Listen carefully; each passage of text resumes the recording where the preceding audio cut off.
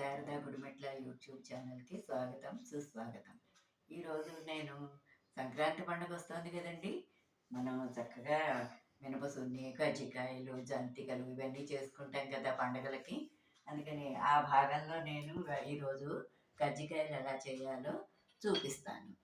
దానికి ముందుగా మనం శనగపప్పు, నువ్వుపప్పు, కొబ్బరి, బెల్లం ఇవి నువ్వుపప్పును శనగపప్పు వేయించేసి బెల్లం, కొబ్బరి ఇవన్నీ కలిపి తిప్పుకోవాలి.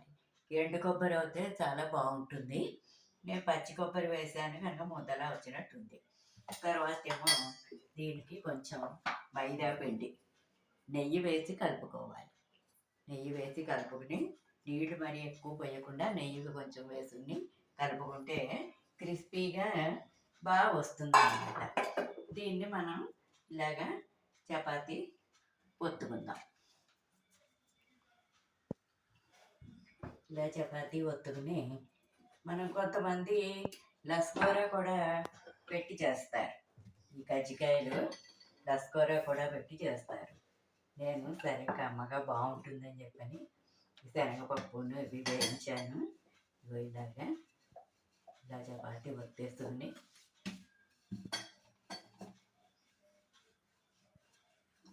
మన కజ్జికాయలు పెట్టుకుని మౌల్డ్ ఉంటుంది, అందులో అయినా పెట్టి చేసుకోవచ్చు. లేదా మనం ఇలా ఒత్తేసుకుని మనం మామూలుగా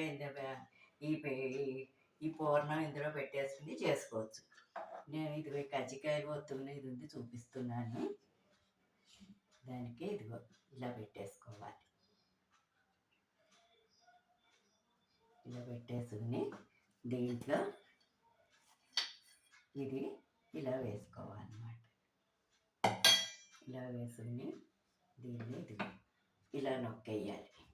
ఇలా గట్టిగా నొక్కేస్తే అతుక్కుపోతుంది అన్నమాట. ఈ ఎక్స్ట్రా వచ్చిన పిండి తీసేయాలి. ఇలాగ తీసేసి ఇది ఇలా వస్తుంది అన్నమాట. నూనె పెట్టుకున్నాము, నూనె కాగింది. ఇగో